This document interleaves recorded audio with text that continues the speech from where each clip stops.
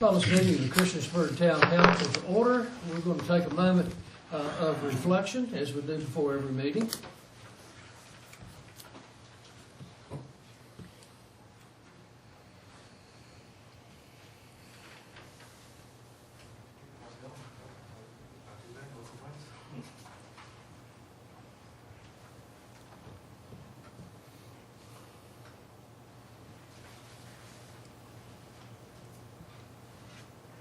Thank you. Would all rise for the Pledge of Allegiance to the flag, and I'm going to ask Councilman Brad Stipes if he would lead that for us. I pledge allegiance to the flag of the United States of America and to the republic for which it stands, one nation, under God, indivisible, with liberty and justice for all. Thank you. Are there any adjustments to the agenda? Okay, very good. Well, there's a, Mr. Mayor, under the consent agenda, I can bring it up now, but there's going to be a modification to the minutes that I'm going to request.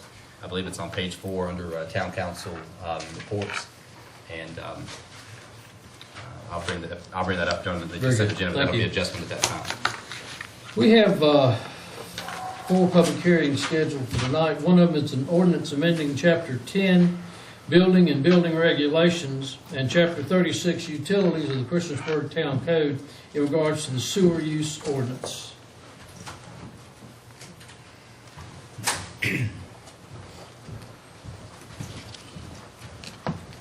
evening, Council. I'm Ryan Hendricks with Public Works and the Wastewater Division. I won't take a lot of time for you this evening, but just did want to go over a little bit what the ordinance changes and revisions are all about. If you remember last meeting, we made a reference to fog or fats, oils, and grease. Well, this is what the fog we were talking about is, not the fog out in the environment. You can go ahead, Randy. So fats, oils, and grease, they're accumulating in the town's collection system. They cause a lot of problems with the wastewater treatment facility. These are some pictures of kind of represent what we're experiencing out in the town's infrastructure.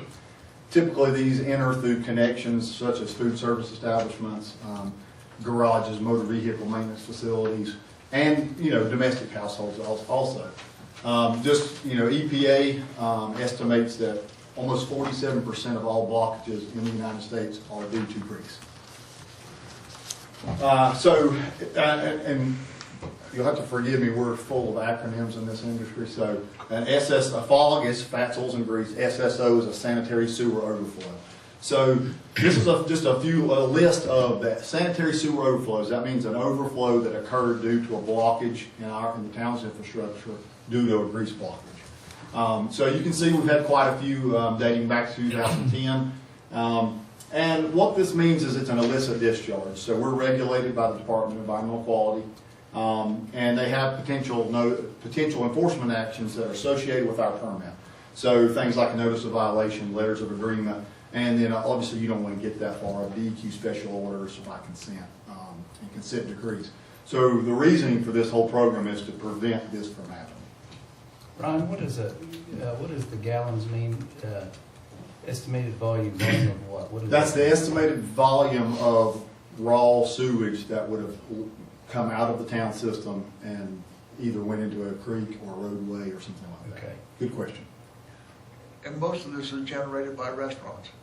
A large portion of it is by food service establishments, yes.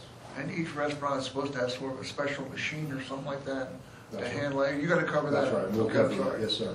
No, that's all right. So the current fog program, we have a current fog program.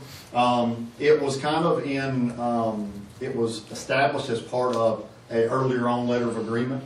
And so it's currently in the town building code. It has some program guidelines. A grease control device is what you just referenced. It's like a grease interceptor. It has permits and fees and reporting requirements. It's overall a good program. It's a good start. But as we've noticed more problems due to these type of fats, oils, and grease, we've noticed that it needed more work, and it needed a little bit of a reorganization for us to be able to enforce and really beef up this program. And don't you inspect these periodically? reserved for restaurants? We do, and that's the overall goal here is to do that more. Okay. Yes, sir. So the objectives of this revisions that we're proposing here is to update this fog program. One of the biggest things is that it will reflect implementation by the wastewater treatment facility staff. So what that would mean is instead of it being the inspections and the oversight being in buildings and the building inspection department, they come back into wastewater treatment facility staff where we're already going out and doing things like pre-treatment inspections. So we're already in charge of enforcing some of the sewer use ordinance regulations. So it just made a lot more sense, streamlined it. It added some new fall control language into the town sewer use ordinance. And the overall goal is to reduce potential sanitary sewer overflows as well as improve our efficiency at the wastewater facility. One question about that, Yes, that secondary aspect to operate or increase the efficiency. What other externalities are imposed upon the wastewater treatment facility itself? Not so much the blockage of the pipes, but as far as what added effect detrimentally would that have on the wastewater treatment facility with these excess? The grease, any grease that comes to the facility is going to collect in. It's the same problem, but it's on a different magnitude. So now you're at the end user. We're the end user for all wastewater. So what you're doing is you're accumulating that grease. We're able to collect it. We're able to treat most of it, but it's essentially a residue that the facility is not designed to treat. Right. So what it can do is cause us. We're a very sensitive microbiological process.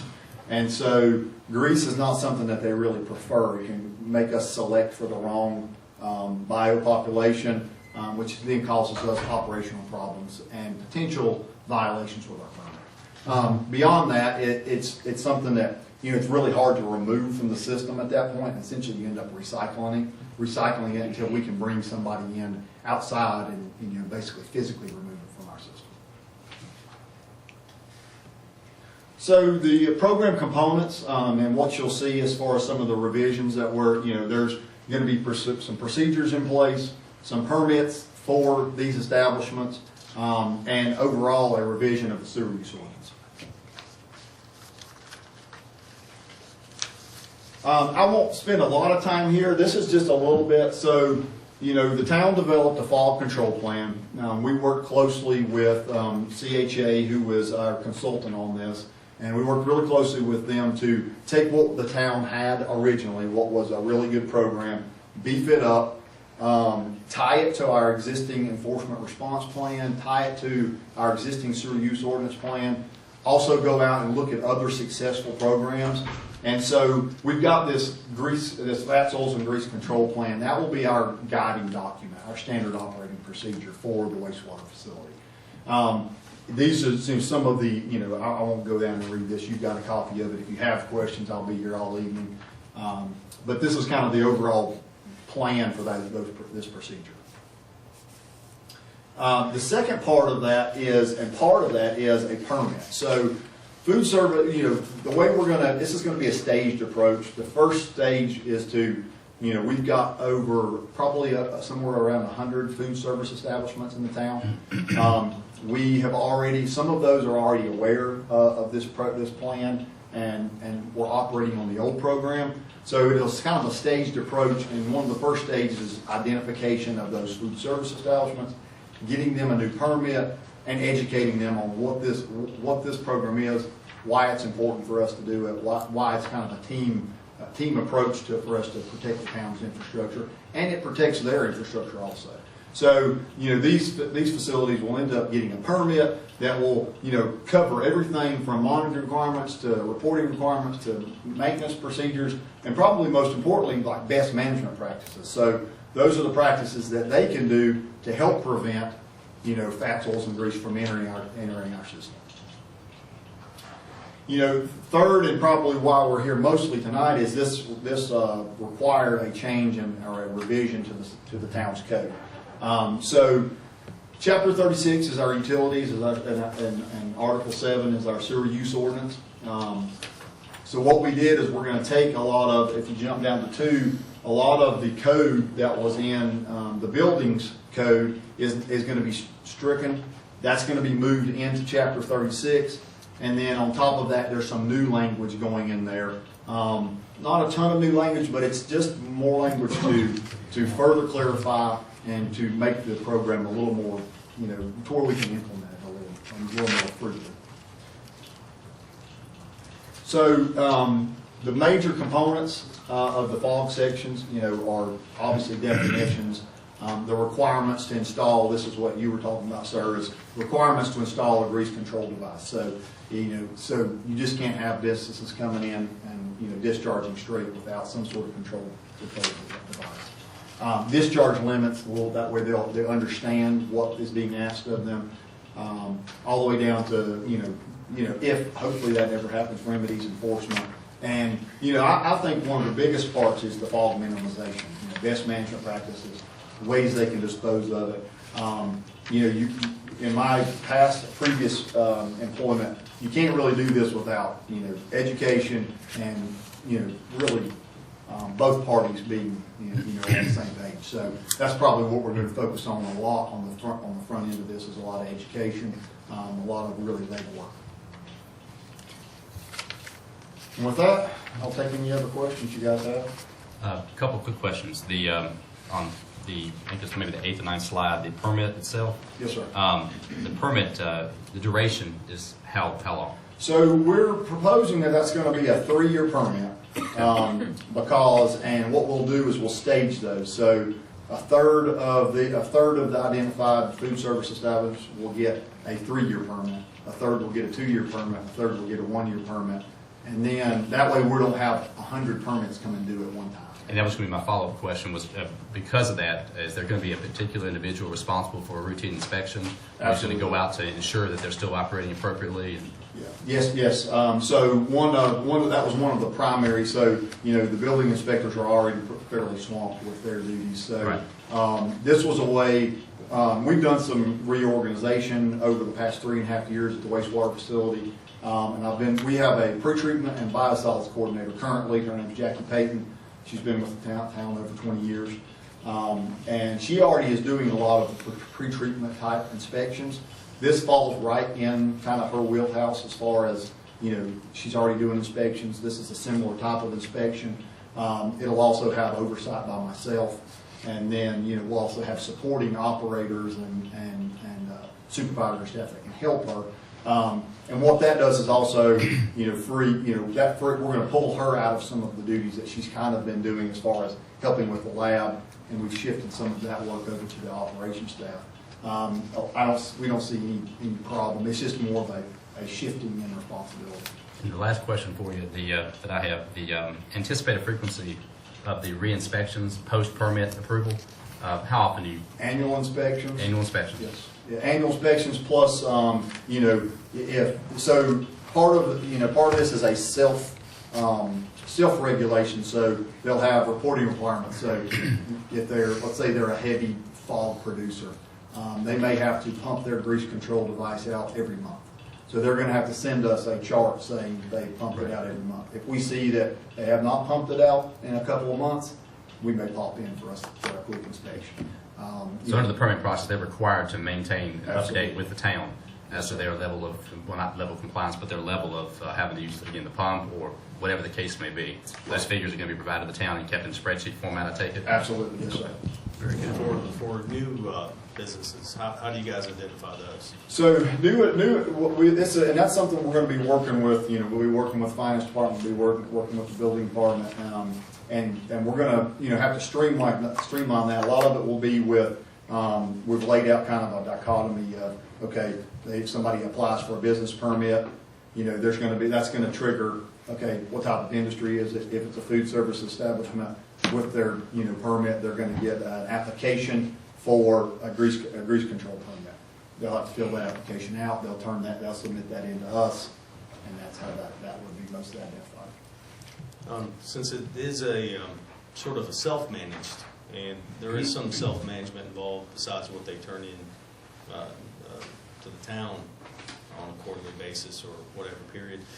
For instance, let's say they do, how would you go about tracing when you have a huge influx of FOG per gallon into the wastewater Is there any sort of procedure how you would try to trace that back to a business? So as far as tracing it, if we have a problem. Have an issue? Yeah. Yes, sir.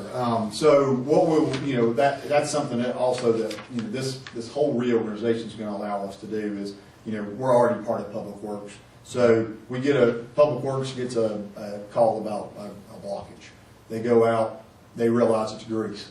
Immediately, they're going to call, they're going to report that grease blockage to the wastewater operations division. We're going to look, the plan is to also tie that into our GIS system. We can go to the blockage, you can look upstream, see how many grease control devices you've got upstream. So that easily allows us to go right to that source instead of just kind of blindly, So we'll be able to identify potential key distributors. Then you can go to each one of those sites and kind of, dial down from that point.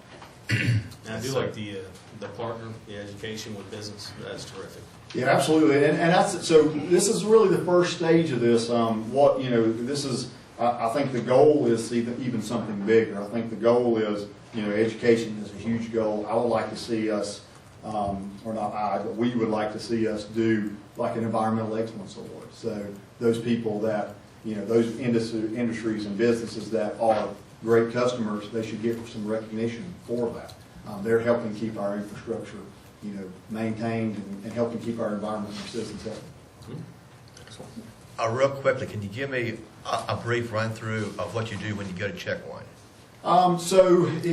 When you go to check one, you're going to primarily be looking at that grease control device. So you'll be, and you can think of that as like a septic system essentially. It's a septic system with a baffle. It allows the wastewater to slow down.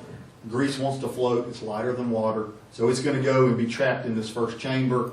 A clear, if you want to say a clear, supernate will go to the next chamber. That will collect some more grease, and then what should be discharged should meet our sewer use ordinance, which would be less than 100 milligrams per liter of grease. So primarily you're going to inspect that, make sure that everything, that the tank's not cracked, make sure that the inverts are where they should be, so make sure that they don't have a hard pipe that's just going right through it and going from one to, we've seen some pretty crazy things. So that's the primary thing you're going to do. Then you're going to, essentially have them give you a tour of how they, are they doing their best management practice? Are they wiping down pots and pans? Are they using water that's too hot? Things like that. Thank you very much. Of the blockages, and you may not be able to answer this question, and don't venture a guess if you don't know, but of the clogs that, the things that back up, what percentage of those occur, within the private property that,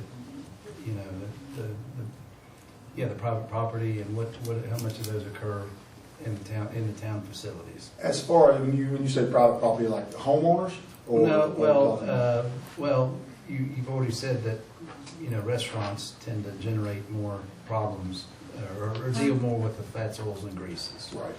So when there's a blockage and a backup, does that mostly occur on their property, or does it occur? And if you don't know, yeah, I wouldn't venture to guess. I think through this we're going to get a lot. Part of this we're going to be able to get a lot more information. We're going to have a lot more data to help us dial into that. I would say usually, if you think about how a septic system or a sanitary sewer system works, our lines are usually the largest. By the time, as a good general rule, if we've got a problem in our line, their line's probably going to be already fairly clogged up also. Makes sense. Because, it's allowed, any smaller restriction is going to collect on the outsides of it also. So usually it kind of goes hand in hand.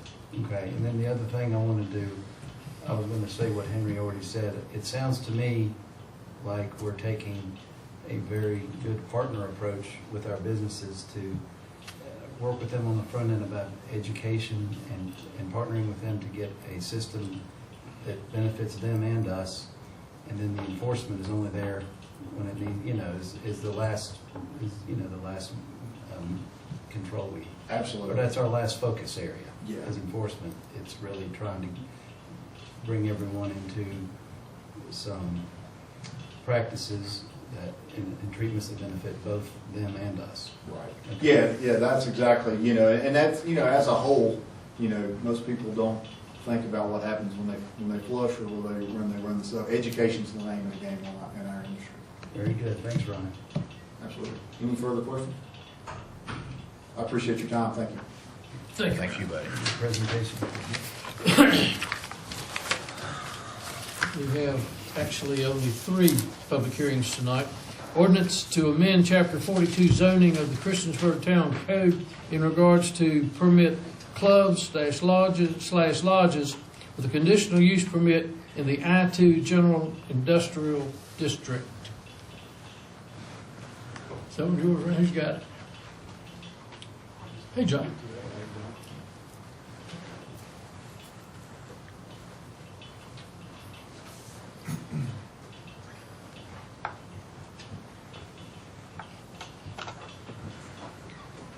I'm John Beamer, the administrator at the Montgomery County Moose Lodge here in Christiansburg. As a matter of fact, it wasn't just within a couple of days of 1965, this will be the 52nd anniversary of our being here and a member of the Christiansburg community. We've asked for this change simply because we sold our property and we decided to lease something for a period of time. And after we looked around town to find a place to lease, it came down to membership wanted to lease 225 Industrial with Mike Abraham. Unfortunately, it's owned I-2 right now, and that doesn't allow for clubs to be there, so we are petitioning you all to do that. We have worked diligently for 52 years to be a good citizen here in the community. I know of no activities that we currently have and have had that would create any problems. As a matter of fact, where we're moving to is probably a better location than where most of our activities are in the evening. They include various activities like Texas Hold'em a couple of nights a week. We have pool leagues, which I'm sure y'all probably don't even know this, but those pool players spend money like golfers.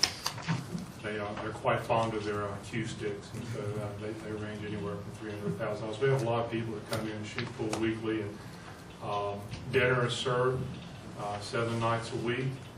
We have activities for the children, Christmas parties, Easter. During the summer, we try and hold a little camp during the week for kids to have a place to go for at least a week out of the summer. At Christmas time, we have an open kitchen that's open to the public on Christmas Eve, where anybody wants to come out and have something to eat, no charge, just come on in. So we've helped raise money for groups like the girls soccer team at the high schools, for the Lions Club, and others. But we're basically just a peaceful group of people that want a place to go land for a little bit until we can save enough money up to purchase a new piece of property and build a new one. And that's comes that, but we would appreciate your consideration of changing the code so we're allowed to be at 225 Industrial Drive. Thank you. Any questions? Mr. Beamer, just out of interest, what's the reason, I guess, is it declining membership that you're leaving the other building, or what? Is that the building we're in the property? We've got 12,800 square feet. Right. We did right with 9.5 acres of land, and when it was built, our membership was probably close to 1,500 members. Wow. We still have some of the original members from 52 years ago. Unfortunately, they're like 89 years old. And as you go back, so we're basically regrouping, as most organizations are, and trying to get our average age down. But things that were once things people like to do 20 years ago, 30 years ago, right. That's gone away. So that's it. A little kind of membership. You've had a great place where it's been, and I'm just that. Believe me, if we didn't need to sell it, we wouldn't have sold it. What's your membership now out of it? 340. Oh, okay, wow. Okay. And who did you sell it to? Or can we talk about that? I mean, I guess you can talk, but I don't know if it's appropriate for me to get into that. Yeah, that's fine. But we'll read it in the If you newspaper. insist, I will. That's fine. You're right. Mr. Beamer, I was just curious about, I was reading over the application, and I recognize you guys have been in the area a long time. I've known many of my friends' fathers who were a member of the lodge, no issues, but I did see where there's an alcohol component on that. Can you expand on that some? I saw there was an option for there are some alcoholic events, which would have to go through ABC, I'm sure. You're going to Right, apply we for that. currently have a beer and wine on-premise only license. We've had it for 52 years. We will continue to have that. It's just like any other place where you would go in and have dinner. If you like to come in and have a beer, you can have a beer. If you want a glass of wine, you can. The only thing that differentiates us is because of the way we're set up, our members are allowed to bring in a bottle. We do not have a liquor license, so those that would like to have a drink of liquor, they would have to bring that themselves, and then they have to take it with them when they leave. But yeah, we've had a beer and wine license for 52 years. I think I saw, and if I read the permit correctly, there's a large portion of the packet, but you all do not allow consumption, I guess, or sales after midnight, correct? No, that's our choice. The Right. law would allow us to. Right, but you all don't. No, we choose. That's policy. I just do not have any after 11, but Right. yeah, we like people to go home safely. Very good. Any other questions, comments? Has this been to the planning commission? Yes. Okay. It was unanimous, except for one that was absent. Absent, and that was an approval. Okay. Very good. Thank you, Mr. Beamer.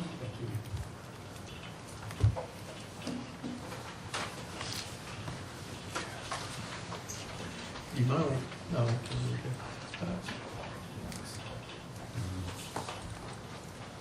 Hi, good evening. My name is Whitney Abraham. I'm the daughter of Michael and Jane Abraham.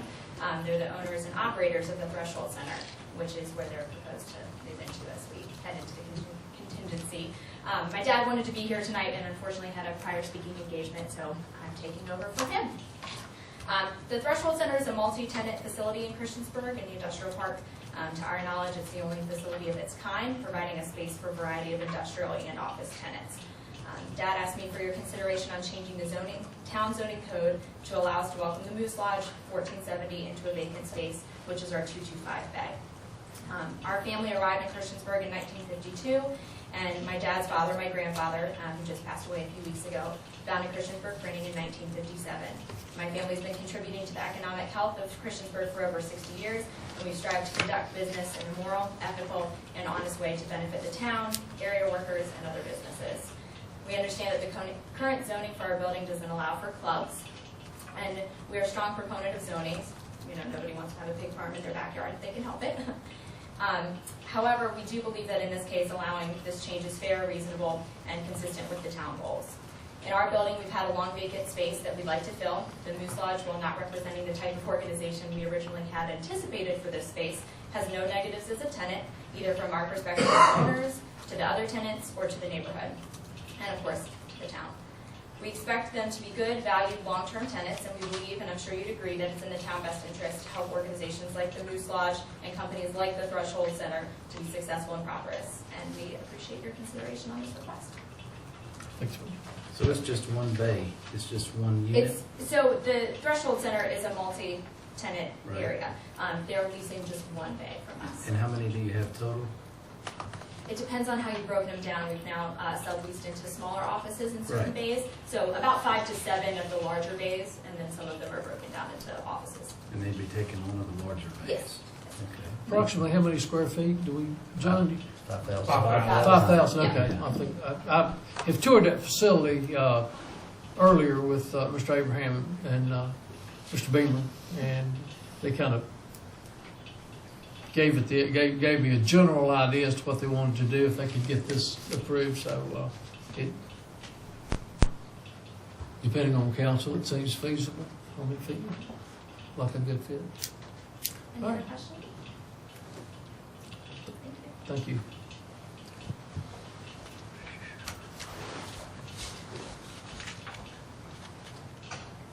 So I think we just covered the next public hearing. Contingent on the above item, conditional use permit request for Club Lodge, applicant Moose Lodge in the I-2 General Industrial Zoning District, 225 Industrial Drive, 225 Industrial Drive. Anybody here to address that? Or was that covered pretty much in the opening? You all right with that? Thank you. Anyone else have any comment on either of the last two items concerning the Moose Lodge? Thank you. I'm going to close the public hearings. We'll move to the consent agenda. Mr. Hall, I believe you have a change on the minutes. I do. I believe it's on page 4 of the minutes. It's the town council reports that we gave last time. Ms. Stipes always does a fantastic job, and this is no different. But one thing I would like to have on there is I did open up the invitation to anybody that was watching or anybody that's in the crowd to be present in any of the Recreation Commission meetings that are held on the first Monday of each month. But it doesn't put in there, also said that the one in July is canceled, though, because it's the day before July 4th. I just didn't want anybody showing up for a meeting that I invited you to that wasn't being held. So if we could just modify that with one sentence, we're good to go. Everything else is fine.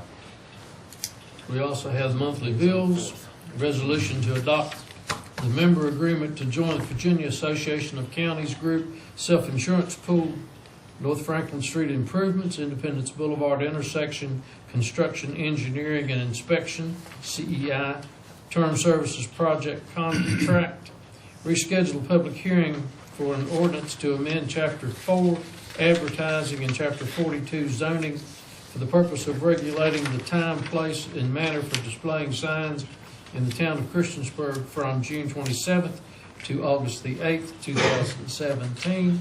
And an easement dedication to Appalachian Power Company for property on Wade's Lane, tax parcel 496-A-107. I'll make a motion to approve the consent agenda. With With modifications. Thank you. Yes, sir. Have a second? I'll second that. Any discussion? Madam Clerk?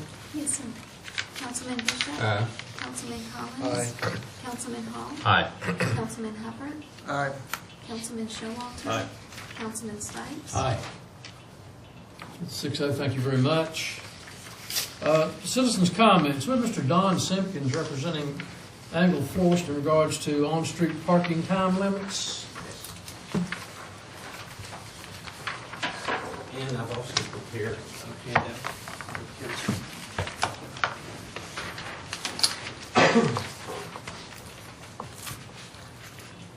Mr. Mayor and council members, thank you for giving me the opportunity to speak tonight.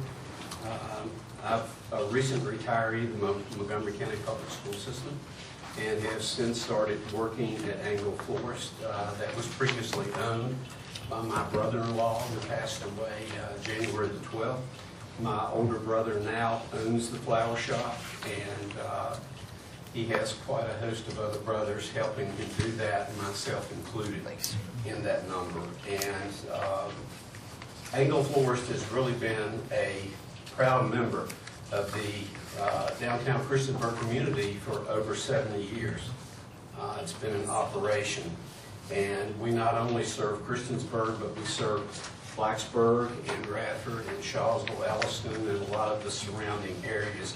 And I'm here at the invitation of one of your council members, Mr. Hubbard, who met with me at our store a week ago with Chief Sisson, who was also there, the town manager, and the parking enforcement officer met with me. And in addition to that, my older brother, Nelson, has, I think, met with members as well on the town council and with the mayor.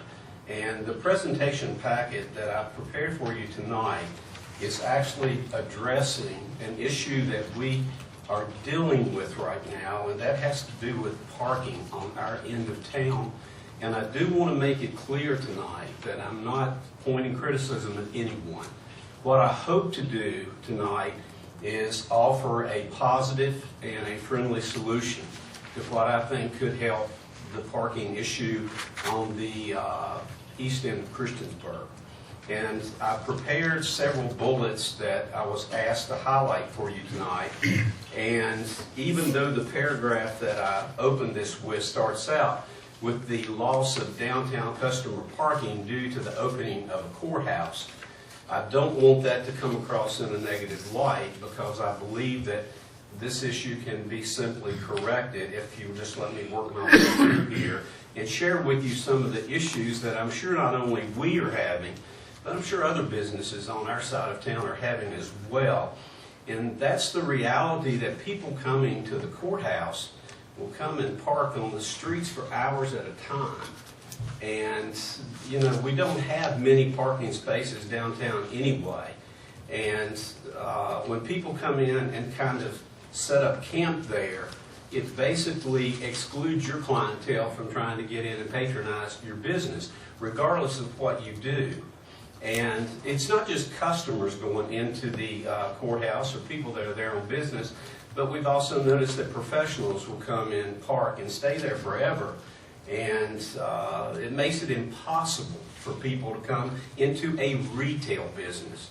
And I do want to state that clearly to you, that we're a retail business. We are not a professional service organization. We're not a town government or whatever. We specialize in retail products. That's what we sell people.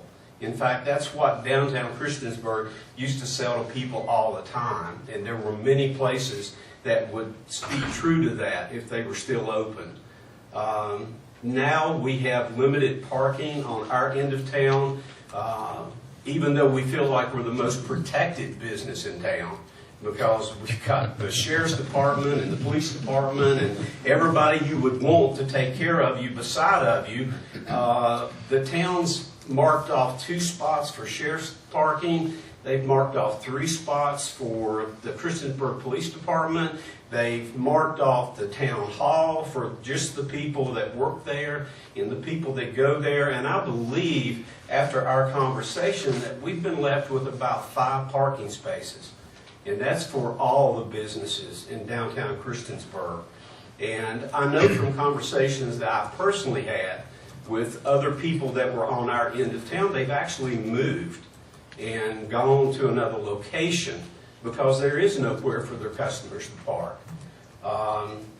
And I want to point out as well that we actually generate taxes for the town of Christiansburg and for the county of Montgomery. So I don't feel like I'm speaking flippantly or lightly to you. I believe that I represent all personal and sole proprietorships and partnerships that struggle to survive in today's economy, period. But it really makes it hard when you're having to struggle against your government to stay in business as well. I'd like to also point out something I'm glad you're addressing tonight, and that's the penalty for illegal parking. Because really, if you've been to Roanoke, as I have, and parked in downtown, you pay $5 an hour just to be able to find a parking space. And that money tallies up, and I just recently discovered that for so long, Christiansburg's only charged like $10 for parking if you're illegally parked.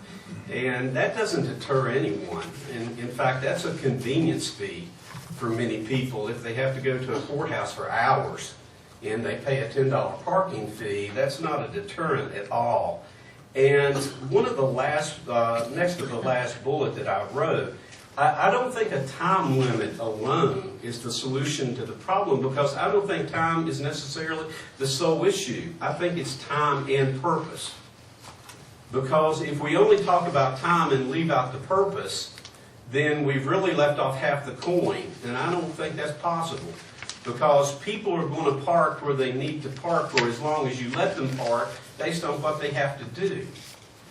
So my recommendation, based on pictorial evidence I've given you tonight, because I would like you, if you will, to look at page 2. And let me illustrate what I'm talking about. This is a typical day between 1:55 and 2:10 p.m. where all of our parking spaces in front of our business are occupied. And I do know where those people went because I watched them get out of the car and walk there. I want you to look at the courthouse parking lot. That's at the exact same time. There is plenty of space in that parking lot for people to park. Now, go to page 3, because in the event that you ask me, did I just pick one day that was convenient? No, this is today. This is Tuesday, June 27th. Look in front of our shop. There's nowhere for customers to park. I simply got in the van and drove around to the courthouse parking lot, and I would like you to look at it. It is empty, and that's just the top parking lot. That's not the other one beside of it or the one below it. Then I would also like to point out that a sign on page 4 alone is not the only solution. Because notice in picture 1, the sign faces approaching East Main Street traffic. Picture 2, the sign is clearly visible. Picture 3, even the signs at entrances are clearly marked for approaching traffic. The sign on East Main Street is clearly visible. Same way on West Main Street. Please turn to page 5. That's the sign in the front of our business. It's parallel to the road. If you're approaching that, you can't see it. And even if you could see it, it still permits people to park there for 1 hour. Now, if people park there for 58 minutes and move their car simply to the spot behind it, if they can, the 1 hour doesn't do us a bit of good whatsoever. What we need, I believe, is signage to tell people how to get to the courthouse parking lot. If you look on page 6, we just have a simple question. There used to be a sign where that arrow is pointing, and that sign pointed to the direction of courthouse parking. We would like to simply know what happened to it. Where did it go? And why was it not put back when the renovations were made? Because we have no idea. Then on page 7, I would like you to notice the type of signs that we have in the community that guide you to the courthouse. Because if you look closely in the picture in the upper left-hand corner, there really is a sign that says courthouse parking. So I started walking toward it in the picture on the right. If you look at the picture below the top left, you'll notice a blue speck, and the arrow's pointing to it. If you will notice the picture on the right, it's only when you get in front of that sign that you can read that it really does say courthouse parking. My zoom on my camera wouldn't work that well. So I don't blame the people that are parking. There's nothing to tell them where to go to park. Okay? And when I said there is a simple solution, if you look at the back page, I suggest you consider a sign that simply says, there are 5 spots on our end of town, retail business parking only. And then below it put courthouse parking available behind courthouse. And there's plenty of it.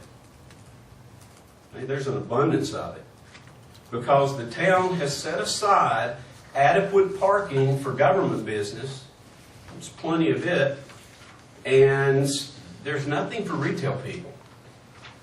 So, you know, again, I want to be positive because it's good that people are coming into town. But what are they coming into town for? If it's to shop and spend money, I'm not seeing it. And I've been working at the shop since I retired in November. And again, I've had people tell me they drive around the block forever trying to find a parking spot. And they cannot. And they give up and they go home. And unless, you know, we're lucky and they call us by phone, we lose that customer. And we're not the only one losing them. Any business on that end of town is doing it. So if we're going to revitalize Christiansburg, we have got to make it business friendly. I mean, that to me is essential. And that's the reason I wanted to talk to you tonight, is to see if there's anything you could do to help us. Because there's a lot of businesses suffering on our end of town. And it's because, you know, people park where you let them. And as long as there's no signage pointing where to park in that courthouse parking lot that's clear and easy to read, and there's no deterrent. A $10 parking fine is not a deterrent. That's just a parking meter in today's economy. We would love your help if you could give it. Do you have any questions for me? On this sign that you have retail business parking only, would it be helpful to have the amount of time, 15 minutes or 30 minutes? Or does That would be actually up to the town council, because different businesses have different time amounts. You know, if you're going to see an attorney's not going to want you to walk in for 15 minutes and leave. If you're coming into the flower shop because you're planning for a funeral, you don't want to tell the family, you've got to hurry up and rush out of here. You know, I don't think time alone is the issue. I think it's purpose. And that's, if you're a retail business, people are going to come in and do their business with you, and they're going to leave. If you're going into a courthouse, you could be in a hearing all day long, and it could go on for days. So the question is, where does the town of Christiansburg want its business patrons to park? And right now, it can't be behind us, it can't be beside of us, it can't be in front of us, and it can't be up the road from us, and it can't be across the street from us. I think there are basically 5 available parking spots on our end of town. And if we don't do something to save those for retail business, then we might as well turn it into a government center and just say we don't have retail business on this side of town. Mr. Simpkins, I have a question. Yes. On any given day, you're there, I'm sure, almost every day. Yeah. And Nelson, Mr. Yeah. Simpkins as well Yeah. as is there. Yeah. How often, just, again, we're asking for not a percentage, but just on a given day, are all those spaces in front of you? There's 3 right directly in front of you. 3 directly. And there's, how often during the day are those completely taken up by what would not be patrons of your business or Mr. The McNichols? majority of the day. I can't give you an exact number either, but I can tell you that of those 3 spots, 2 of them are occupied all the time. So that really leaves 1, if you're lucky. And that's probably, and I imagine generally that's almost all the time, correct? Yeah, the only time that spot is empty is between 12 and 1, and that's lunch break. Sure. Right. Or after 4:30 or 5. Or 4 o'clock, you come on down. We can take care of you. Right. Very good. I'd like to thank you for coming and bringing this to our attention. We've been wrangling, is probably a good word, we've been wrangling with parking for several years now with the advent of the courthouse, and we've taken some measures in that area by further restricting. We also did the same thing in front of the post office for 15-minute parking. But unless we have this type of presentation, you know, that's so I appreciate you taking time and the gumption to come here. I don't typically recommend this, but I would suggest, if it's the mayor's pleasure, to refer this to the street committee. I already have the note to Okay. do so and ask for a report back by the 25th, which is our last meeting in July. And then we can, and at that meeting, I'd request that Mr. Sisson is there, Mr. Lansanese, and any business owner that's on, you know, that's directly affected by this, certainly yourself. And but that's what I would respectfully recommend that, and then we can wrangle with it a bit more and see what we can bring to the council.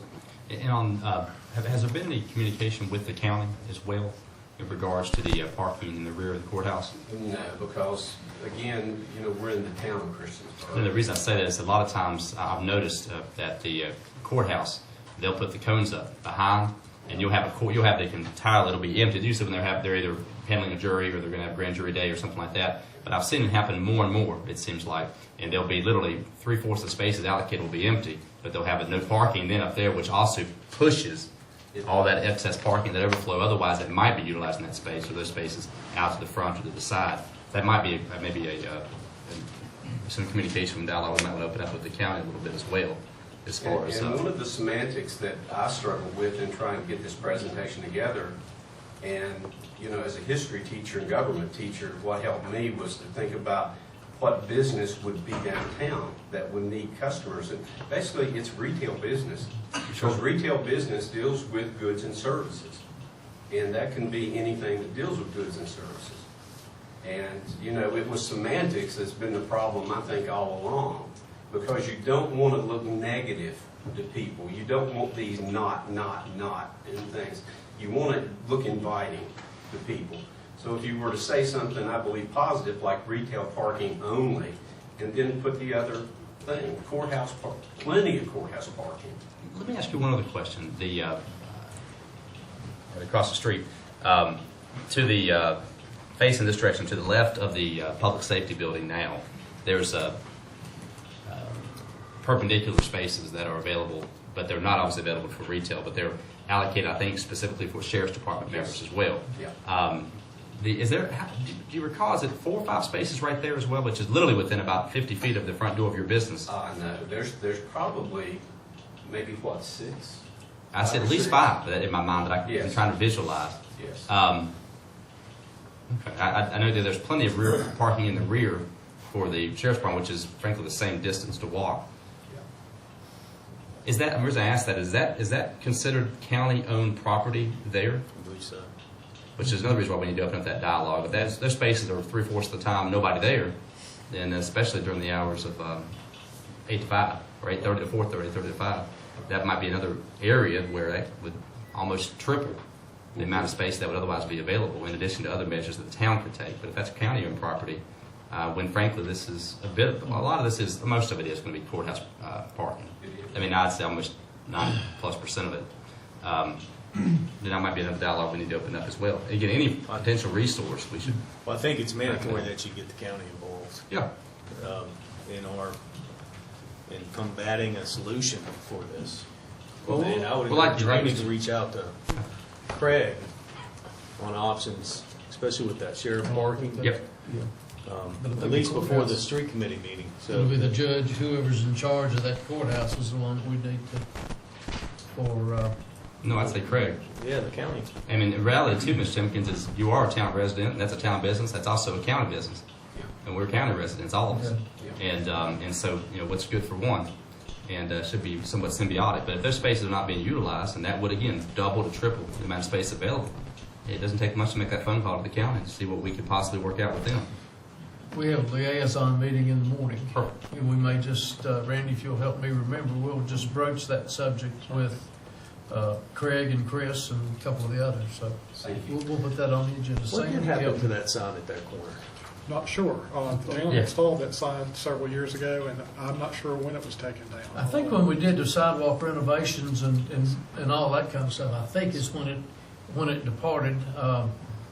Is there any type of temporary solution we could put up We could certainly put another replacement sign back up. until odds are we're going to have to come up with some sort of sign program for public parking, which has been in discussion for years here. But I'd encourage you to take care of that as soon as possible, since there was an existing one there. Then if we have the next street committee meeting, I'd also recommend we maybe, if everyone's schedule permits, is maybe to have that meeting start like 5:30, and the first half hour will be actually a site visit, and we'll walk around East Main Street together for that block and talk about it on the ground, and then come back and have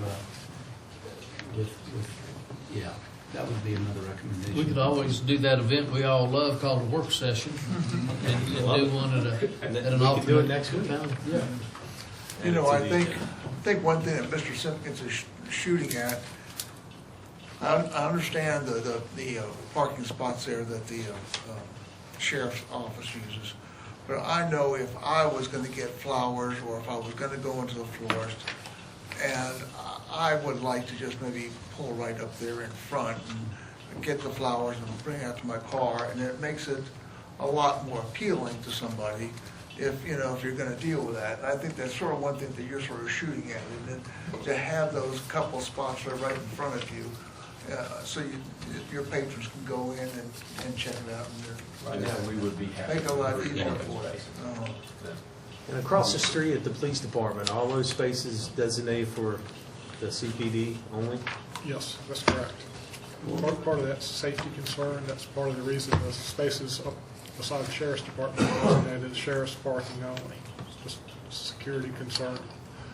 There are 5 spaces along Main Street for general public, and I believe there's also 5 spaces here in front of the town hall that are half-hour limit. There is pretty regular turnover of the 5 spaces out here in front of the town hall building. I can tell you that. But, That's because we manage it, right? Pretty close. yes, we do, although I just think it's kind of a little bit more natural turnover here in front of our building. Right now. Yes. Okay. Thank you, Mr. Simpkins. Is there anybody else here to address council under citizens' comments? Seeing no one, I will close the citizens' comments. We have introductions and presentations. We have introduction of new town employees. Randy, I don't know who's going to lead off. We got employees from planning, police department, and public works. let's do I was plan. mentioned first, but go ahead. Okay. I'd like to introduce Jared Cruz. He's our new planner one. He's originally Stand up here to see you, Jerry. near South Boston, Virginia, and Central Virginia. Received his undergrad from Radford University in political science, and then recently, this past spring, a master's in public administration from James Madison University. He's also served as an intern in Rockingham County and had a very positive experience there.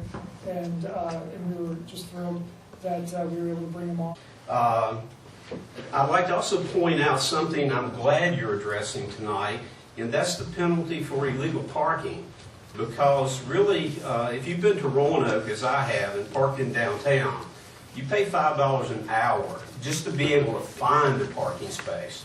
And that money tallies up, and I just recently discovered that for so long, Christiansburg's only charged like $10 for parking if you're illegally parked.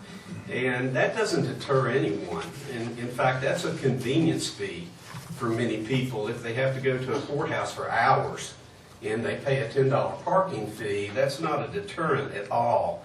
And one of the last, next to the last bullet that I wrote, I don't think a time limit alone is the solution to the problem, because I don't think time is necessarily the sole issue. I think it's time and purpose.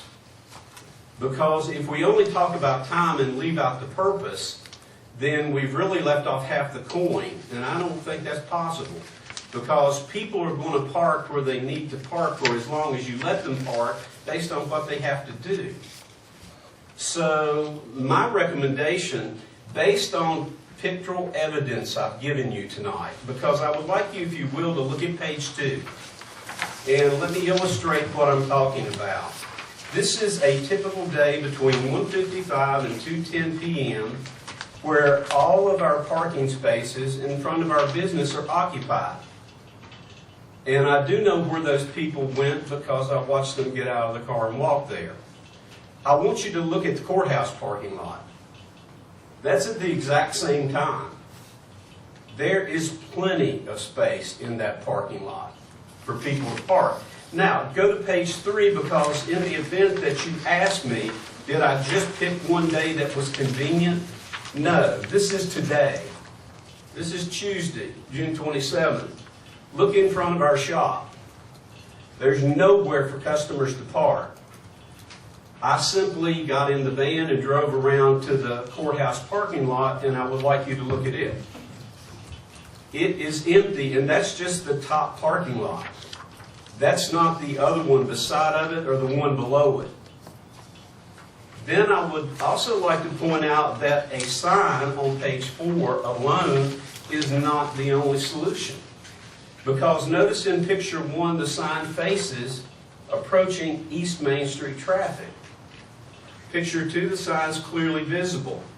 Picture 3, even the signs at entrances are clearly marked for approaching traffic. The sign on East Main Street is clearly visible. Same way on West Main Street. Please turn to page 5. That's the sign in the front of our business. It's parallel to the road. If you're approaching that, you can't see it. And even if you could see it, it still permits people to park there for 1 hour. Now, if people park there for 58 minutes and move their car simply to the spot behind it, if they can, the 1 hour doesn't do us a bit of good whatsoever. What we need, I believe, is signage to tell people how to get to the courthouse parking lot. If you look on page 6, we just have a simple question. There used to be a sign where that arrow is pointing. and that sign pointed to the direction of courthouse parking. We would like to simply know what happened to it. Where did it go? And why was it not put back when the renovations were made? Because we have no idea. Then on page 7, I would like you to notice the type of signs that we have in the community that guide you to the courthouse. Because if you look closely in the picture in the upper left-hand corner, there really is a sign that says courthouse parking. So I started walking toward it in the picture on the right. If you look at the picture below the top left, you'll notice a blue speck, and the arrow's pointing to it. If you will notice the picture on the right, it's only when you get in front of that sign that you can read that it really does say courthouse parking. My zoom on my camera wouldn't work that well. So I don't blame the people that are parking. There's nothing to tell them where to go to park. Okay? And when I said there is a simple solution, if you look at the back page, I suggest you consider a sign that simply says, there are 5 spots on our end of town, retail business parking only. And then below it put courthouse parking available behind courthouse. And there's plenty of it. I mean, there's an abundance of it. Because the town has set aside adequate parking for government business. There's plenty of it. And there's nothing for retail people. So, again, I want to be positive because it's good that people are coming into town. But what are they coming into town for? If it's to shop and spend money, I'm not seeing it. And I've been working at the shop since I retired in November. And again, I've had people tell me they drive around the block forever trying to find a parking spot. And they cannot. And they give up and they go home. And unless, we're lucky and they call us by phone, we lose that customer. And we're not the only one losing them. Any business on that end of town is doing it. So if we're going to revitalize Christiansburg, we have got to make it business friendly. I mean, that to me is essential. And that's the reason I wanted to talk to you tonight, is to see if there's anything you could do to help us. Because there's a lot of businesses suffering on our end of town. And it's because, people park where you let them. And as long as there's no signage pointing where to park in that courthouse parking lot that's clear and easy to read, and there's no deterrent. A $10 parking fine is not a deterrent. That's just a parking meter in today's economy. We would love your help if you could give it. Do you have any questions for me? On this sign that you have retail business parking only, would it be helpful to have the amount of time, 15 minutes or 30 minutes? Or does that would be actually up to the town council, because different businesses have different time amounts. If you're going to see an attorney's not going to want you to walk in for 15 minutes and leave. If you're coming into the flower shop because you're planning for a funeral, you don't want to tell the family, you've got to hurry up and rush out of here. I don't think time alone is the issue. I think it's purpose. And that's if you're a retail business, people are going to come in and do their business with you, and they're going to leave. If you're going into a courthouse, you could be in a hearing all day long, and it could go on for days. So the question is, where does the town of Christiansburg want its business patrons to park? And right now, it can't be behind us, it can't be beside of us, it can't be in front of us, and it can't be up the road from us, and it can't be across the street from us. I think there are basically 5 available parking spots on our end of town.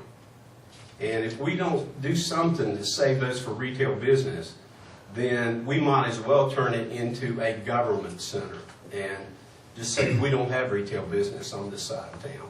Mr. Simpkins, I have a question. Yes. On any given day, you're there, I'm sure almost every day. Yeah. And Nelson, or Mr. Yeah. Simpkins as well Yeah. as is there. Yeah.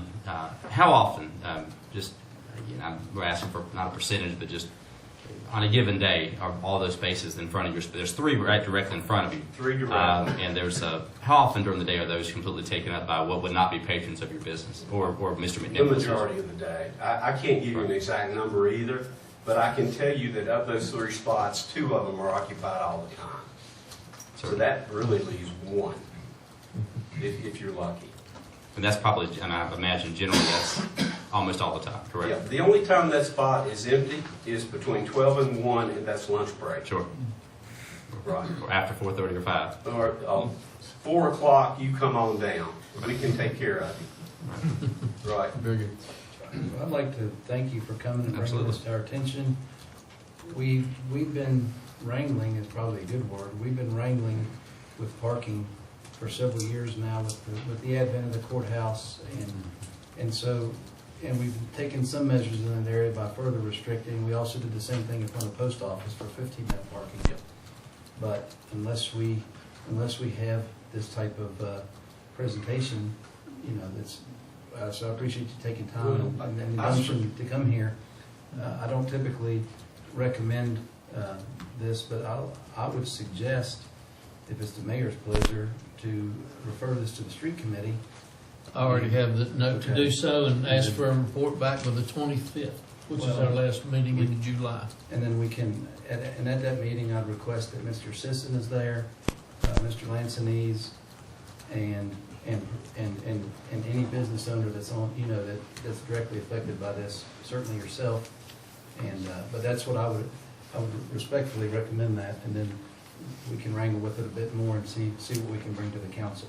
And has there been any communication with the county as well in regards to the parking in the rear of the courthouse? No, because, again, we're in the town of Christiansburg. And the reason I say that is a lot of times I've noticed that the courthouse, they'll put the cones up behind, and you'll have the entire, it'll be empty. Usually when they're either handling a jury or they're going to have grand jury day or something like that. But I've seen it happen more and more, it seems like, and there'll be literally 3/4 of the spaces allocated will be empty, but they'll have no parking then up there, which also pushes all that excess parking, that overflow. Otherwise, it might be utilizing that space or those spaces out to the front or to the side. That might be some communication and dialogue we might want to open up with the county a little bit as well, as far as. And one of the semantics that I struggle with in trying to get this presentation together, and as a history teacher and government teacher, what helped me was to think about what business would be downtown that would need customers. And basically, it's retail business. Because retail business deals with goods and services.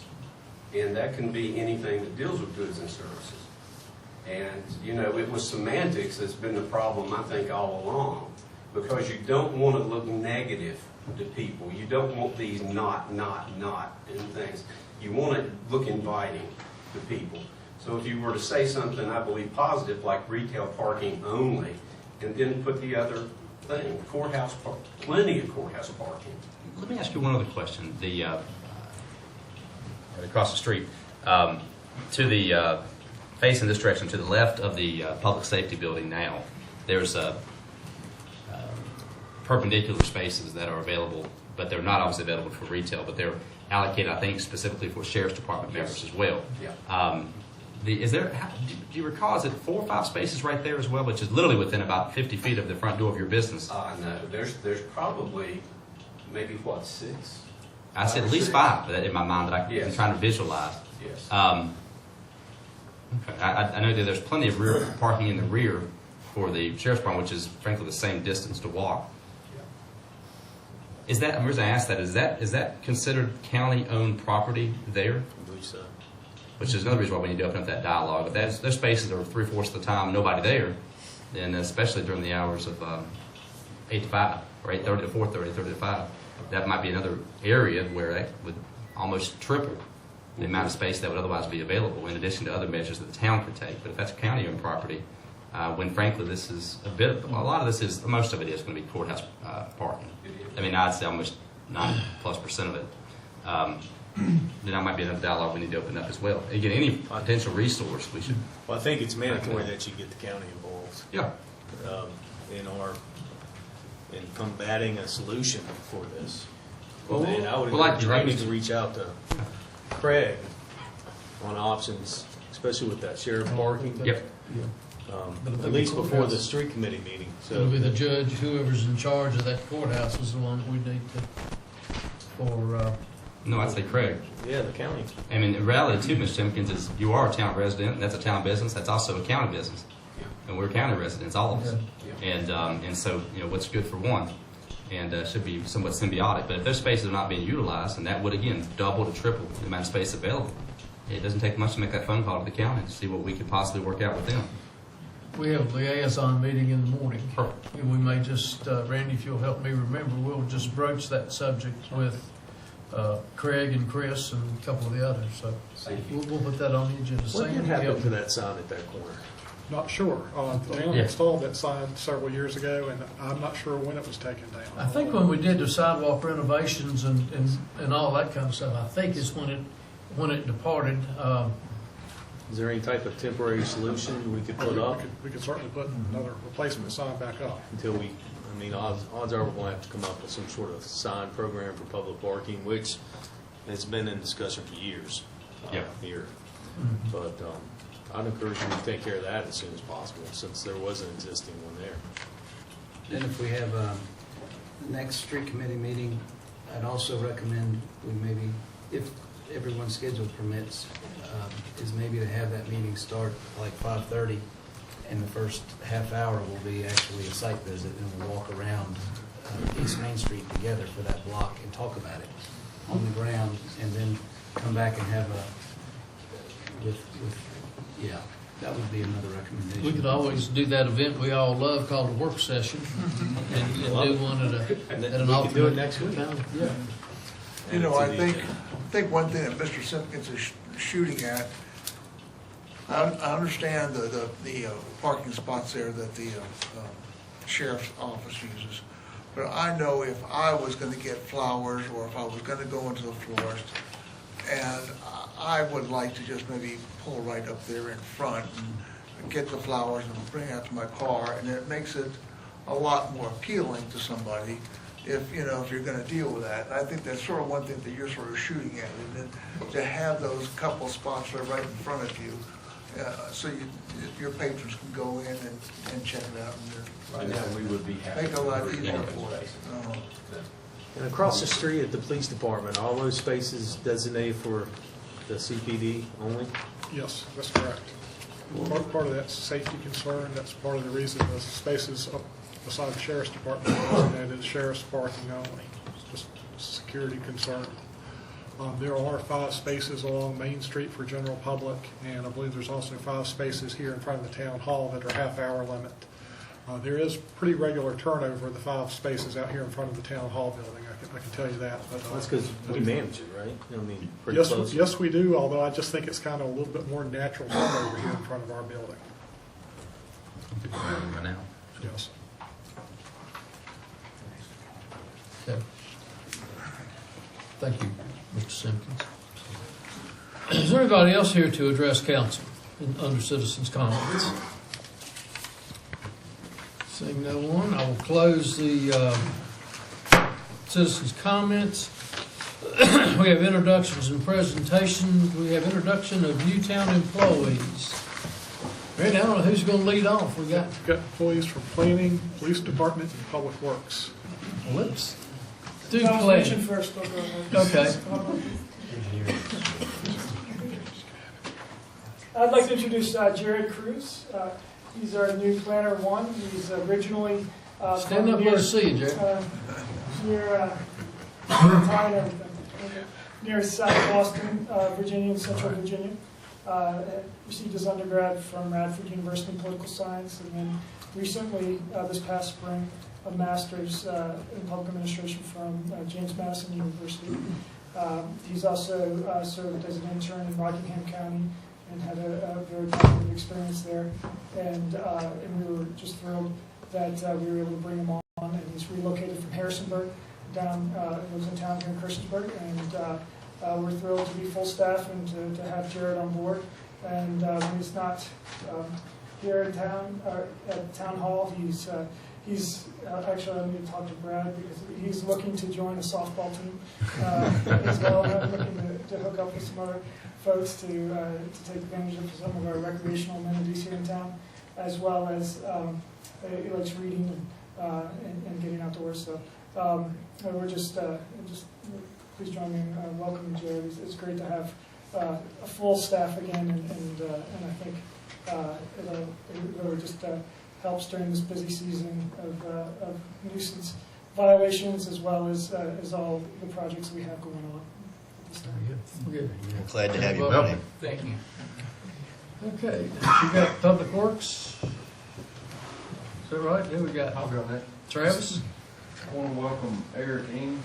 Eric joined our team back in May as a traffic control technician training. Eric came to us from the Richmond area. He worked there for a local contractor. He moved here. His wife, Brett, is going to med school at Virginia Tech. And in his spare time, he enjoys sports and hiking, and we're glad to have him. Now, what is a traffic control? For our traffic operations, which is, the sign, signal maintenance, the training is an entry-level position. And then they progress there by obtaining certifications and training. Very good. Have you had advanced work zone safety control, basic and intermediate from VDOT? No. He will. Might be a good idea. Okay, Trav, you're one. I've got one also, Justin Shepard. I'm the street and stormwater supervisor. I've got Eric Shepard. He comes to us with 8 years construction experience. He first worked for the town of Tazewell, completing, I guess, every task you can for a town that size. And then he moved here about 1.5 years ago. He's worked for Copeland Construction, and we hired him on in May. He is a truck driver on the stormwater division. He's got about 6 years experience driving a truck, and his free time he likes to enter in excuse me, demolition derbies and fish, basically anything outdoors. It's not a good thing to have a truck driver. I was a little concerned. Yeah, had me there for a minute. But he has proven to be an asset in the last month. He's a go-getter, he's knowledgeable, and we're pleased to have him. Thanks, Judge. Thanks. Welcome aboard. Mike, you next. I have 2 new people. This is Chris Combs. Chris Combs started with us on May 29th. He comes to us from a construction company where he did a lot of traveling and was not around town a lot, so he's very happy to be with us. From what he says, he is the main guy for rec league softball here. And we're very happy to have him. Chris has 4 children and a wife. Mike started with us on May 8th.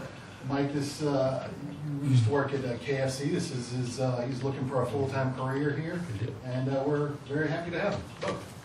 And they're all in the right-of-way? Yes, sir. Street type? Yes, sir. They both will be working on mowing crews. Okay. All right. Thanks, Michael. Very good. Thanks, sir.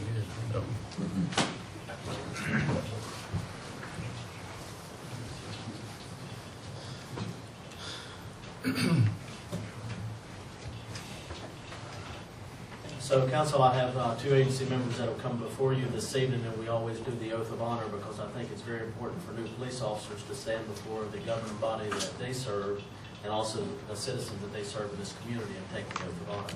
The 2 members that will come before you are a proven effort and a proven result from our efforts in recruiting. We recruit very hard to bring moral and ethical police women and men to this community.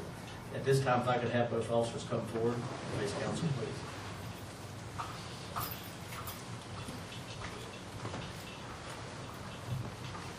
First Council to your left is Andy Bean. He's assigned to the Patrol Division. He was born in Craig County, attended high school at Craig County. He attended UVA Wise and played basketball there. He was hired by the Craig County Sheriff's Office in 2012, where he served as a deputy sheriff before being hired by Christiansburg.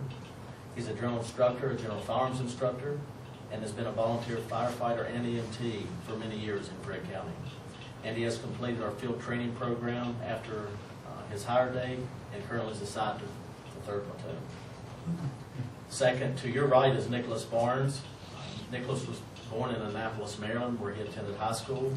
He entered Virginia Tech in 2012 as a political science major and is continuing that work to complete his degree.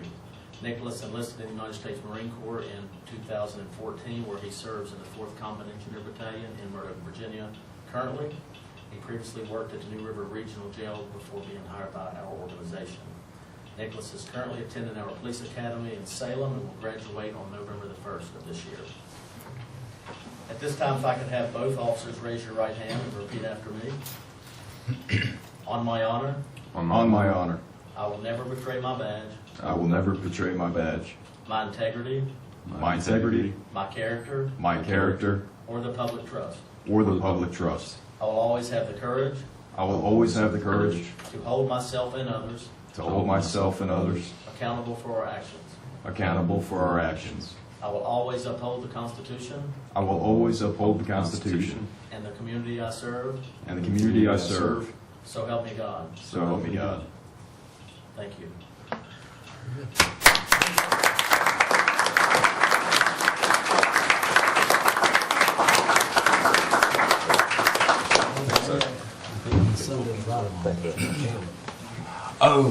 He did it with me and Victor Campos. Look, we had dinner. Nice to meet you very much.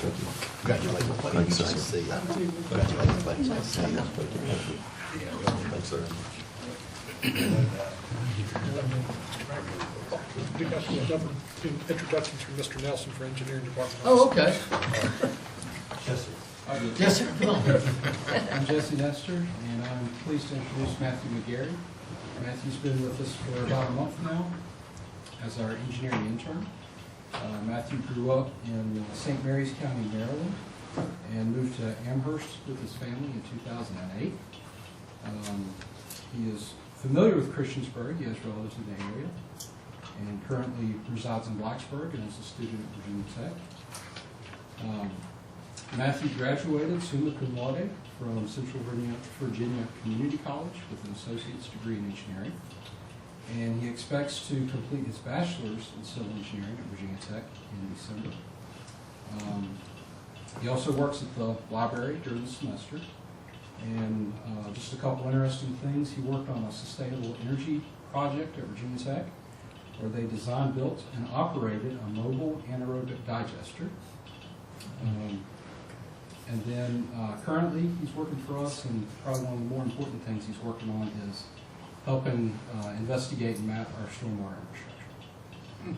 Thank you. Good deal. Welcome aboard. Anybody else want? Do we have a full-time position for him if he graduates and likes it? That's up to you all. All righty, thank you very much. Welcome aboard to all of you that are still here.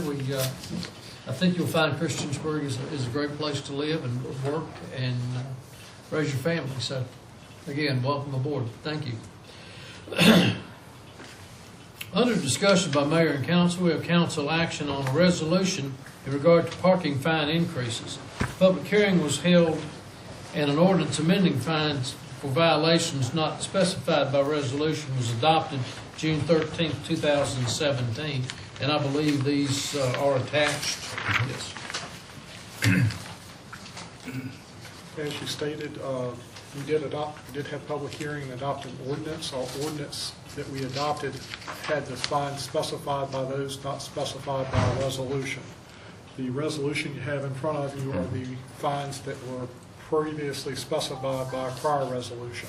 So basically we're amending the $10 parking fines to $25.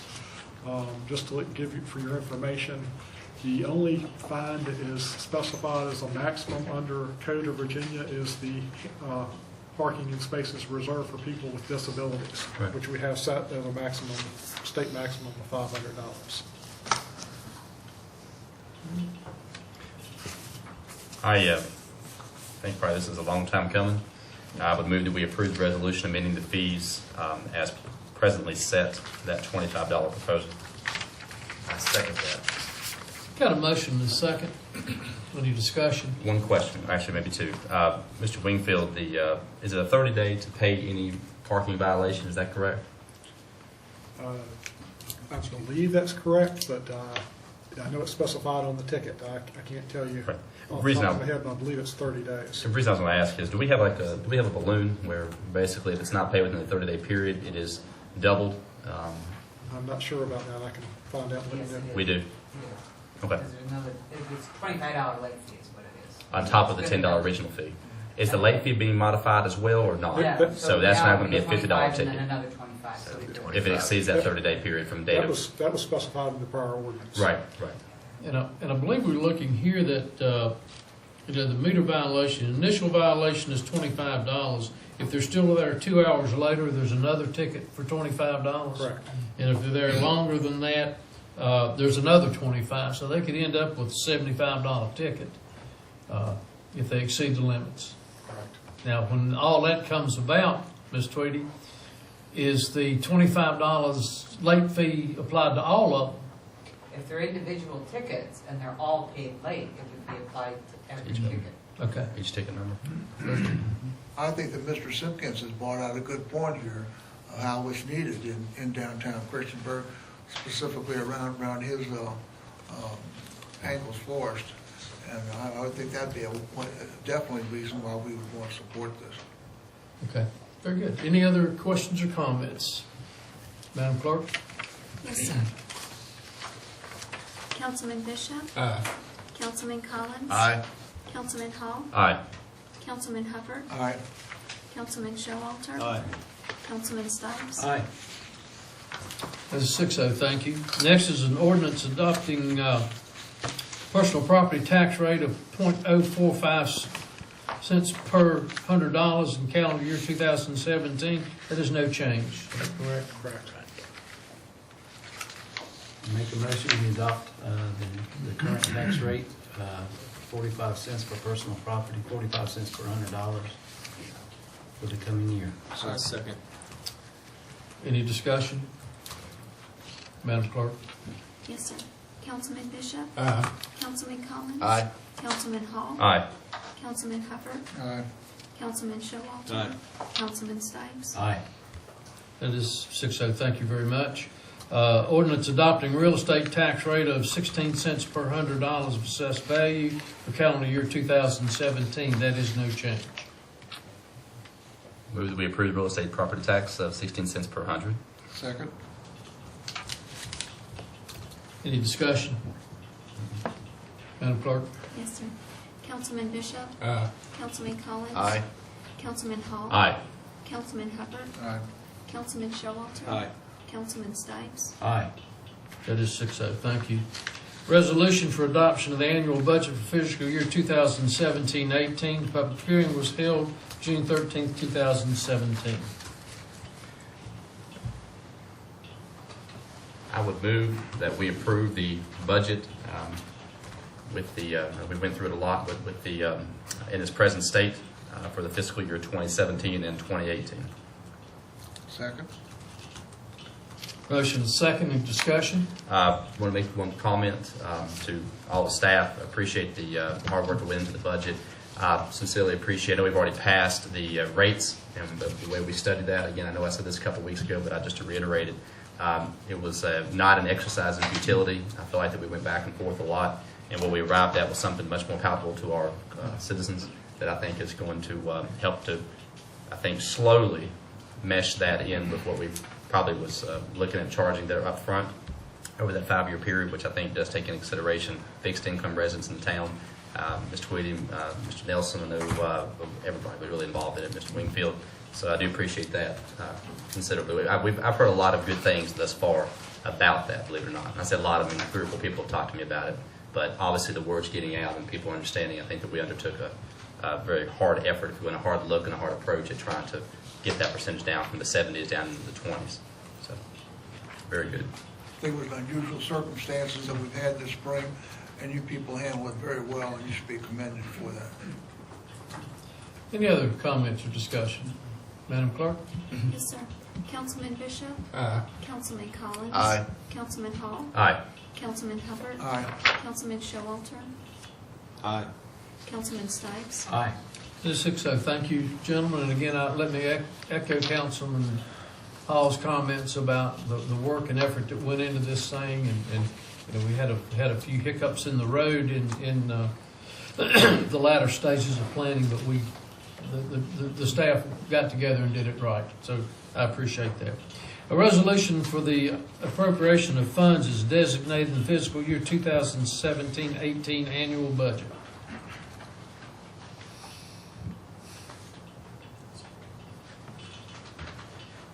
Move that we approve the resolution for the appropriation of funds as designated in the fiscal year 2017-2018 budget.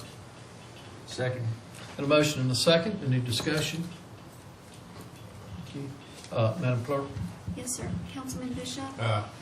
Councilman Collins? Aye. Councilman Hall? Aye. Councilman Hubbard? Aye. Councilman Showalter? Aye. Councilman Stipes? Aye. That is 6-0. Thank you very much.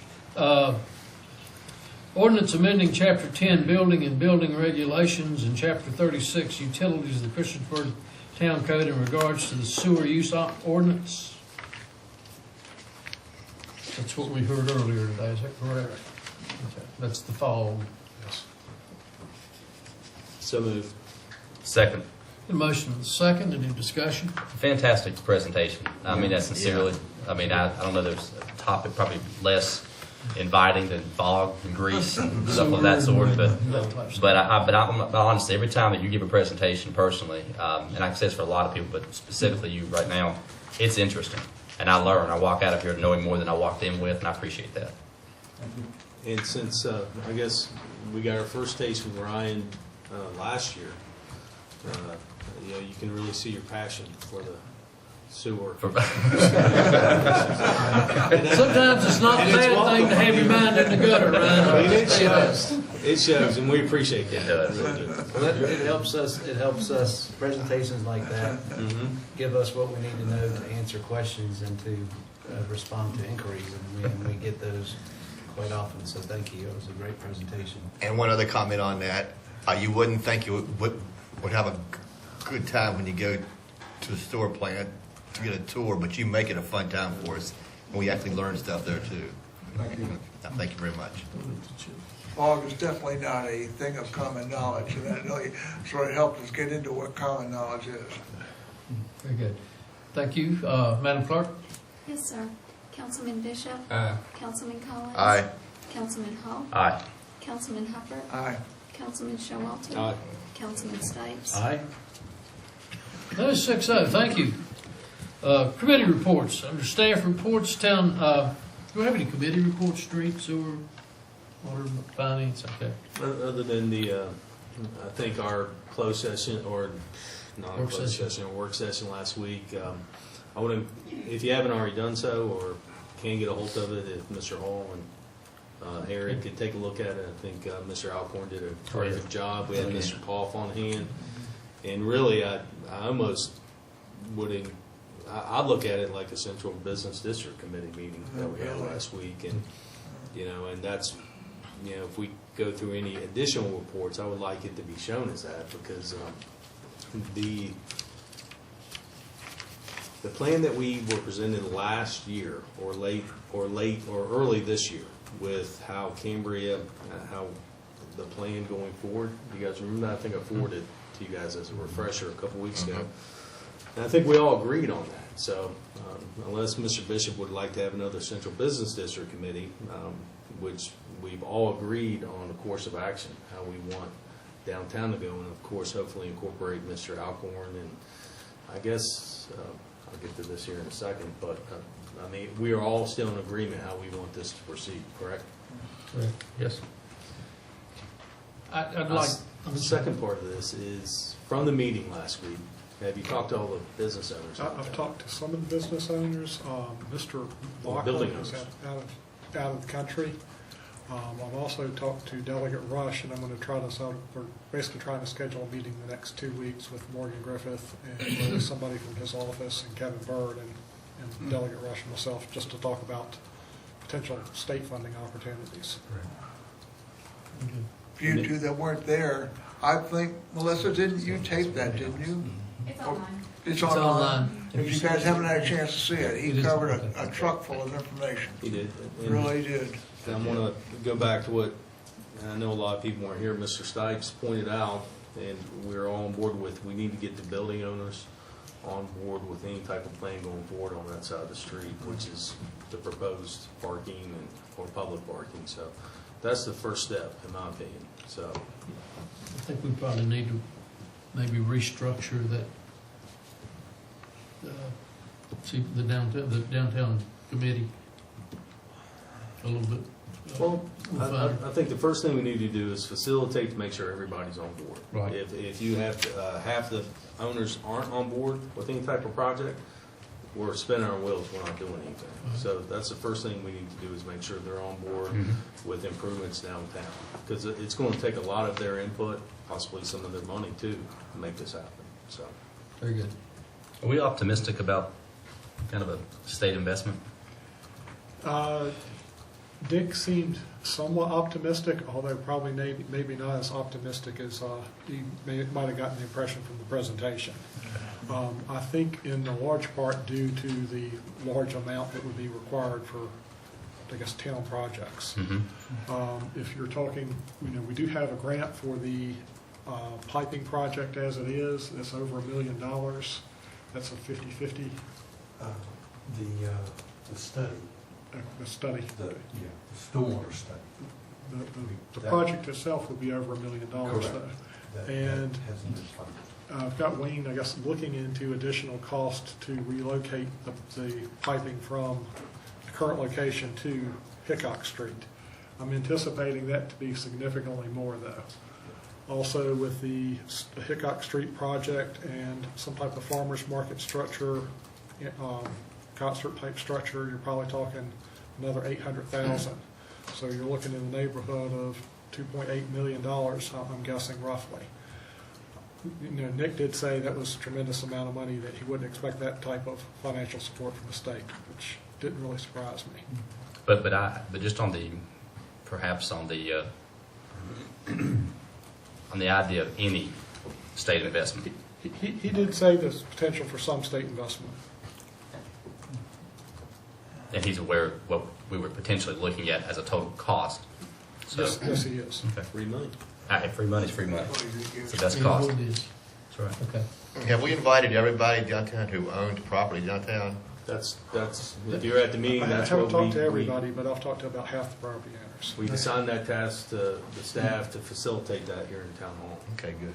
And we will, I'll be a part of that, I assume. Like I say, one of the property owners is out of the country until Monday. Okay.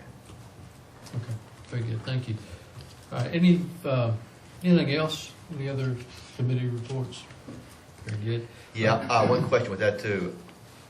Are we just doing this part of town, or are we also doing? That is the only, Mr. Alcorn, that is what he discussed. That was his presentation. It's part of town with all of us discussed right now. Okay. We heard about East Main tonight, we heard about West Main last week, but Yeah. the mayor said it, I agree with what the mayor said at last week's meeting. That was probably 1.5 hours of the best I'm 1.5 sure, hours yeah. of time I've invested on For the town sure. council, was sitting in that meeting and getting a real snapshot of what's going on downtown from a occupancy and potential standpoint. Okay. Yeah. It's It was amazing. eye-opening. It was eye-opening, yeah. Very And good. it was optimistic too, really, which is, surprised us all. All right. Staff reports, town manager? Other than the downtown project, which has already been brought up, the downtown presentation, I did receive a call from a property owner at 100 South Franklin Street asking if the town had any interest in the property. This is the house at the corner of First Street and South Franklin. It's formerly a law office, and it has a small apartment in the rear of the building. I told him I doubt the town would have any particular interest in it. I don't necessarily see that we would, but I just thought I'd bring it to town council. I did ask square footage of the house is approximately 3,800 square feet, and the apartment in the rear is about 800 square feet. The asking price on it is in the $250,000 to $300,000 range, is what I was told. What's the location again? Corner of South Franklin and First Street. It's The white, Okay. white It's a white building. White house. It's You're right in the formerly corner. a law office. and it's actually for sale. Yeah. Correct. It has been for a while. This one right in front of Hammer. Acreages, Yeah. acreages small, aren't they? Less than an acre. Is that historic?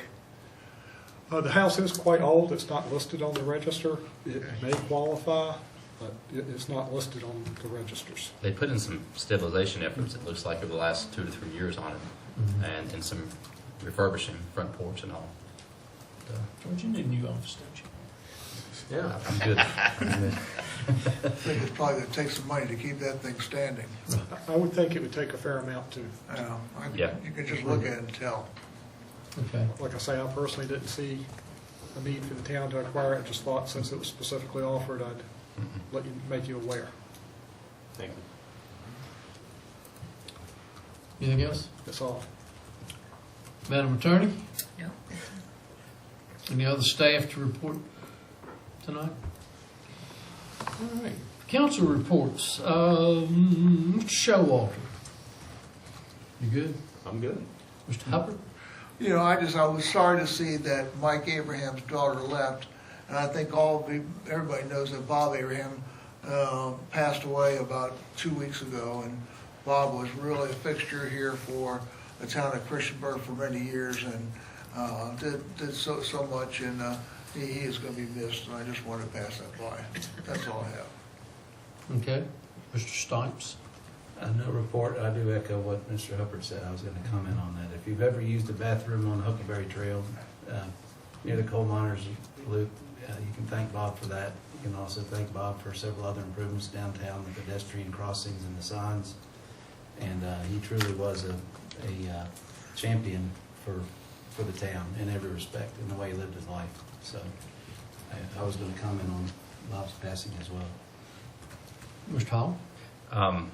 If I could break from tradition a little bit, Mr. Epley has no idea. I was going to try to call him to this attention, I guess. But July 4th celebration's coming up, and I could echo what I've talked about and what I've heard, or I could frankly get it from the horse's mouth. No offense to Mr. Epley, but I'd like for him if he could just give a brief comment about the July 4th festivities that are up and coming here the next week, if that would be okay with the mayor and council. Certainly. Sure. You might want to come to the podium too, that way the camera can get you, if you don't mind. Didn't mean to put you on the spot, Mr. Epley, but No, that's okay. consider yourself on the spot, I guess. Thank you, Councilman Hall. So we do have a lot of festivities planned for the 4th of July. 4th of July, we'll have a festival downtown. It'll go from 10 a.m. to 4 p.m. We will have bands playing there. We also are going to have a couple food trucks that will be there. The farmers market will be in force as well. We plan to have children's activities with inflatables for them to be able to play and have a good time. We're also working with Touch a Truck. Basically, we're going to have some larger trucks there so that the children can come by and see those as well. And we're going to have approximately about 20 vendors that will be downtown that folks can come by and see as well. So it's going to be a lot of fun. We've been looking at the weather this week. It started out like it was going to be some storms and some rain, but as we're getting closer, it looks a little bit better. So the nice weather always helps out. And then, so we'll finish that up at around 4 o'clock in the downtown area. When does that start, Brad? It'll start at 10 a.m. 10 a.m. 10 a.m. July 4th. And then that evening, the gates will open at Christiansburg High School at 8:30 p.m. And we will shoot off the fireworks at approximately 9:15, weather permitting. If everything goes well, last year we ran into some storms and we had to evacuate the stadium, but we were still able to shoot the fireworks off. But like I said, hopefully everything will work well and everybody will be able to enjoy the stadium and shoot the fireworks off. We'll have a great time. In the case about that, last year I was with this man when the rain and all this stuff hit here, and there were slews of people out there, and he did the right thing, made a great call last year. Thank you, sir. Good job, buddy. I appreciate that. Yes, sir. I do have one last thing.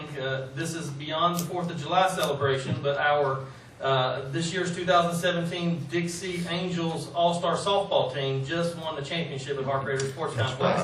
So they will move on to the state championship at Lunenburg. And I believe that this is the first 9 of 10 girls softball championship team that we've had to move on to the state. So very happy about that. Brad, while you're up there as well, how is I commented last council period about the Jill's Buddy Camp.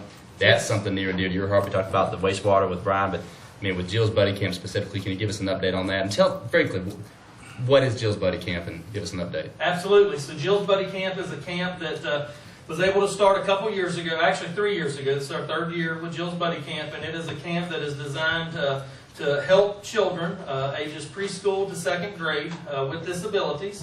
What we do is we pair a teenage buddy with them. Or two. Or two. Actually, this year we have about 16 campers, and we have almost 2 buddies for every camper. It's worked out great because 2 weeks of time frame from 8:30 to 12:30 each day. Sometimes the teenage buddies get a little bit tired, so it's always good to have that extra helping hand. So it's been great. We work in partnership with Montgomery County Public Schools. A lot of times you hear things that communities and school systems can't work together and all of those things. Well, I'm here to tell you with this particular camp, we go across those boundaries, and we do work great together. And they provide a lot of the professional educational services. We provide the programming, the facility, as well as going to different types of field trips and those types of items. This, again, like I said, is our 3rd year of doing this camp.